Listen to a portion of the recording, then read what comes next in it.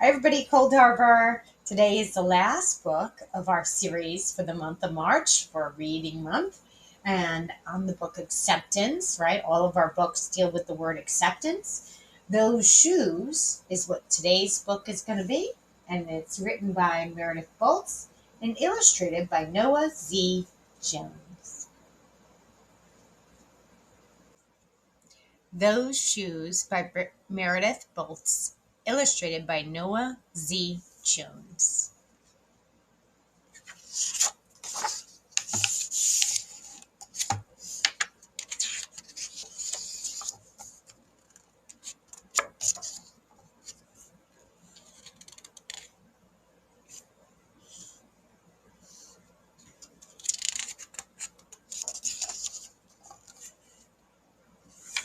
I have dreams about those shoes, black high tops, two white stripes. Buy these shoes.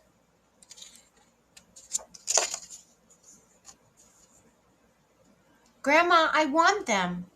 There's no room for want around here. We just need, Grandma says. And what you need are new boots for the winter.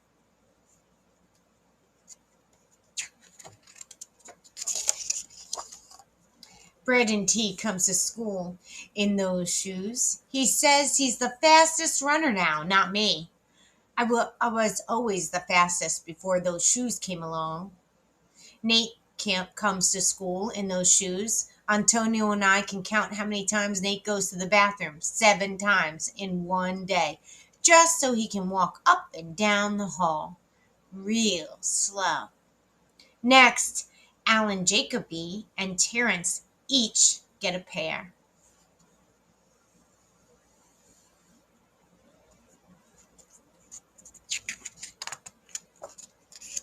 Then one day, in the middle of kickball, one of my shoes comes apart. Looks like you could use a new pair, Jeremy, Mr. Alfred, the school counselor says. He brings out a box of shoes and other stuff he has for kids who need things. He helps me find the only shoes that are my size, Velcro, like the ones my cousin Marshall wears. They have an animal on them from a cartoon I don't think any kid ever watched.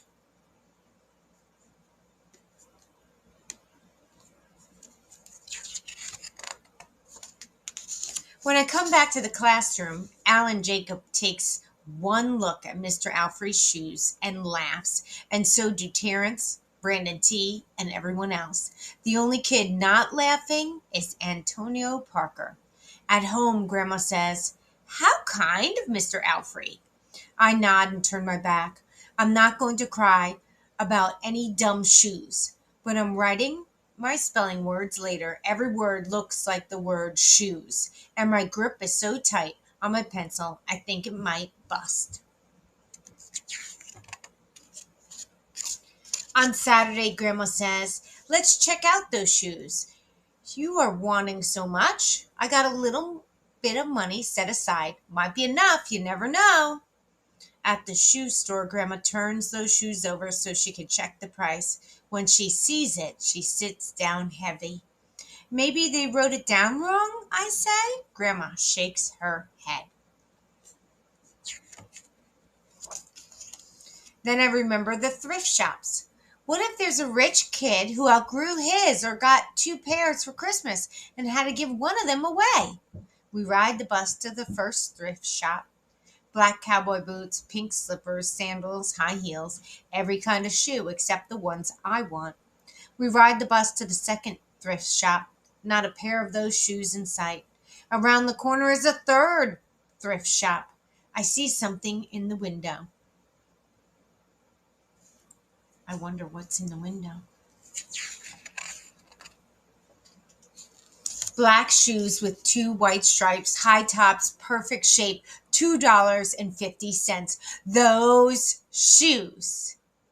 My heart is pounding hard as I take off my shoes and hitch up my baggy socks. "How exciting," Grandma says. "What size are they?" I shove my foot into the first shoe, curling my toes to get my heel in. "I don't know, but I think they fit."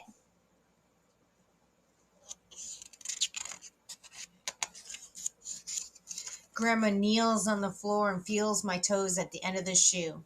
Oh, Jeremy, she says, I can't spend good money on shoes that don't fit. I pull the other shoe on and try to walk around. They're okay, I say, holding my breath and praying that my toes will fall off right then and there. But my toes don't fall off. I buy them anyway with my own money and I squeeze them on and limp to the bus stop.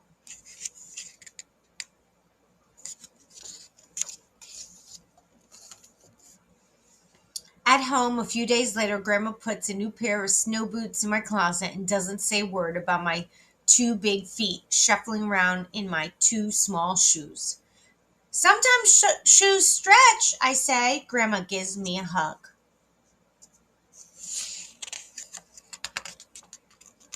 I check every day, but those shoes don't stretch. I have to wear Mr. Alfre's shoes to school instead. One day during math, I glance at Antonio's shoes. One of them is taped up, and his feet look smaller than mine. After school, I head to the park to think. Antonio is there, the only kid who didn't laugh at Mr. Alfre's shoes.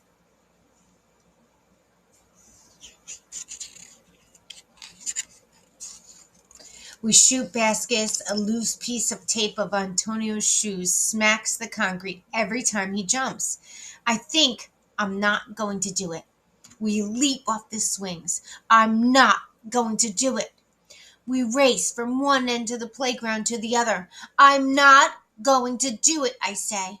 Do what? Antonio says, breathing hard.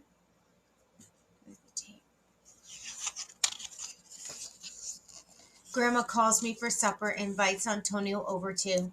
After supper, he spies my shoes. How come you don't wear them? Antonio asks. I shrug. My hands are sweaty. I can feel him wishing those shoes were his. That night, I am awake for a long time thinking about Antonio. When morning comes, I try on my shoes one last time. Before I change my mind, the shoes are in my coat. Snow is falling, beginning to fall as I run across the street to Antonio's apartment. I put the shoes in front of his door, push a doorbell, and run.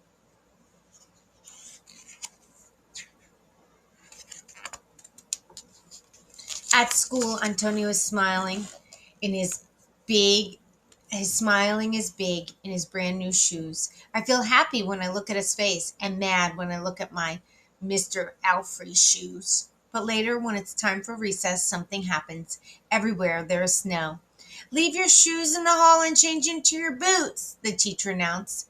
Leave your shoes in the hall. It's then I remember what I have in my backpack. New boots. New black boots that no kid has ever worn before. Standing in line to go to recess, Antonio leans forward and says, Thanks.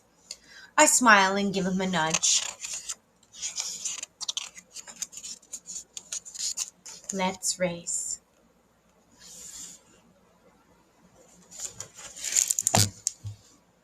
That's a great book about acceptance.